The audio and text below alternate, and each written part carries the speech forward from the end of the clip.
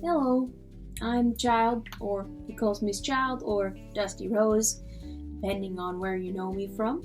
I have a shop on Ko-fi, and Ko-fi has challenged us to introduce our authentic selves. Gosh, my authentic self. A lot of times I end up joking with my husband about something like this, and I'll say something like, "Can any of us know each other?" And then he's like, "Do you even know yourself?"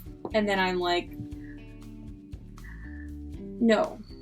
Frankly, I'm still working on getting to know myself, but I'll do my best to introduce you to the bit that I know, at least in the aspect of how I function in the creative realm. So when I was a really little kid, I had an aunt who would often bring me macaroni, and glue and glitter, and I would just have a field day putting that all together into something vaguely resembling modern art. And I had a grandmother who would give me other projects, like filling a piece of tin foil with different colors of paint and rolling around a pencil in it till you had the outside coated with beautiful colors. And we had another grandma who took me to a year's worth of art classes. But really where this all started to sink in is around age 13. We all realized that I'd been pulling out my hair all the time. Mostly my eyebrows and eyelashes.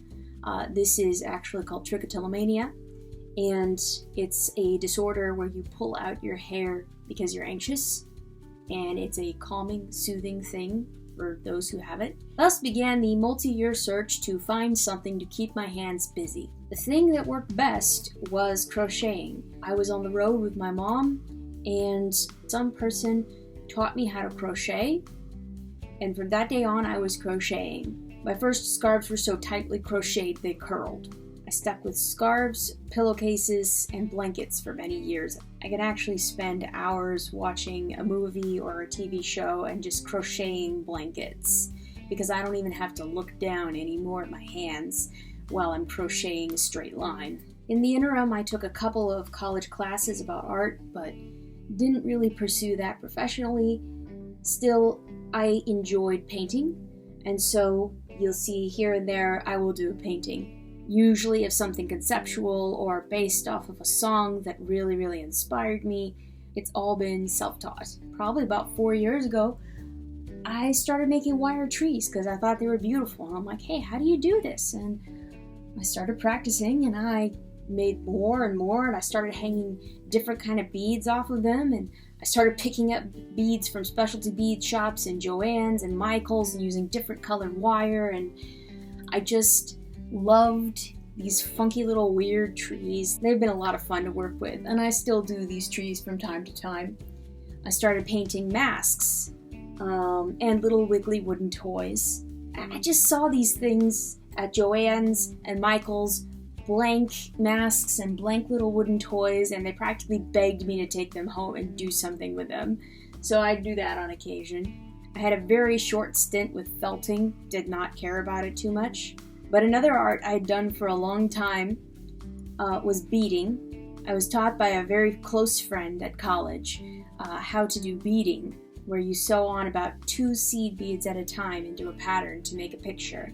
And this was a lot of fun. And then I discovered embroidery. I just fell in love. I was doing it for hours. It was soothing. It was repetitive. It had bright colors. And it had detail. And the finished product just made me so happy to look at. Like, I did that. Oh my gosh, that was so much fun. Let me do another one. And so I just started going through kits. I am still in the kit phase, but I am contemplating a couple of my own designs in the near future.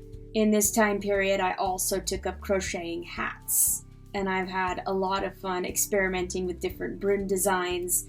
I recently expanded into an actual jester type hat with bells on the ends, which is loads of fun, as well as long tail hats.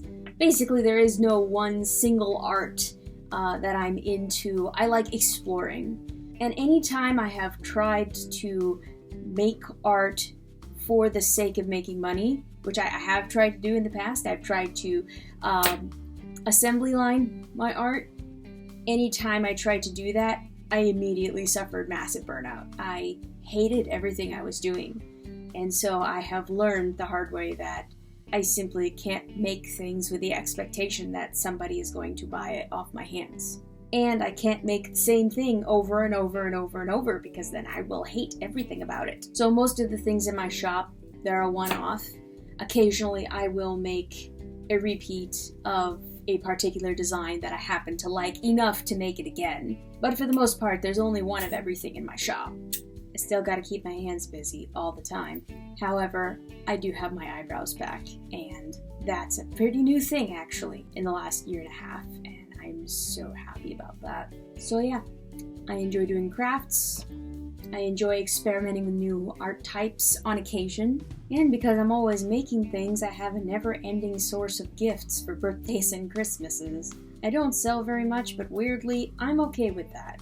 If this just ends up being my hobby with a shop where I can kind of display gallery style my work and in a very nicely organized fashion, I may add, I absolutely love the ease of the back end of the Ko-fi shop, then I'm good with that. Unconnected to my Ko-fi, I also write way too much fan fiction for 2 obscure cartoons under the pen name Hecallsmehischild, and on my YouTube channel, I just read aloud books that I find to be interesting or important, or books that I would recommend to somebody else, but I will put out the extra effort of actually reading it aloud instead of just saying, hey, you should read this. It's like, no, really, here, let me actually put some of my own effort behind that.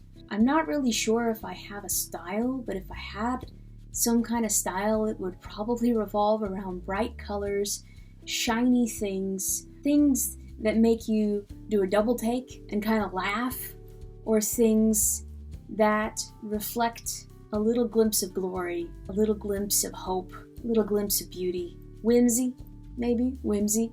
I can give you a quick view of my supplies. So these are the shelves where I keep my boxes, and this is where I keep my yarn.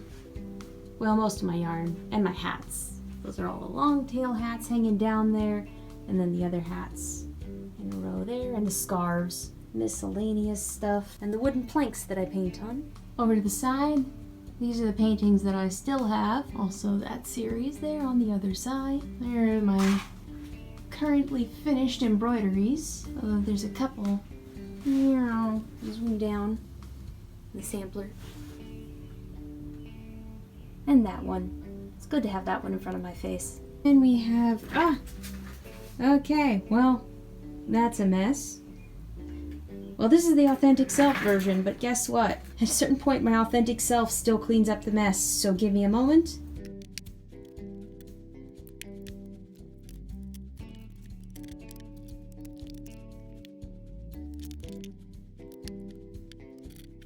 Alright, that's a little better. I keep these pens nearby to remind me. Burn bright, baby. Don't clam up. Don't dim your light. I gotta remember these things because I'm used to shutting down and shutting up. Got my mannequin up there, my head mannequin. Where's some of my new hats? There's a hat in progress, gonna be a jester hat. Laptop's only up there when I'm recording. Usually it's down here. It's got my miscellaneous doodads, ribbons for the masks, unpainted masks and paint, and up here you got all my seed beads, which are still waiting to be used. Nail polish, which is actually for a project. I want to think about maybe doing some flower crowns the way I've seen them done with nail polish, which looks really cool. Some of the beads for trees, the wire for trees. You see, I haven't found beads to put on this one yet. It's been months. I have to figure out what I want to put on that tree. But this one's almost done. I just gotta finish putting buttons on this one and it'll be done. I love burning candles while I do this. And then, of course, we've got my current embroidery project. I love embroidery so much. Jess Long embroidery right now. Oh, I love her stuff. And current book I'm reading. Yeah. Anyway, that's my workspace. That's me for now, so far as I feel it relates to the Ko-fi challenge. Of course, there's way more, but you know, that's called an autobiography, not an introduction. I will end this as awkwardly as possible, as usual. Yes, and just say thank you for coming and watching my Introduce Your Authentic Self challenge. I hope you have a gentle week, and I look forward to seeing how other people have answered this challenge throughout the month.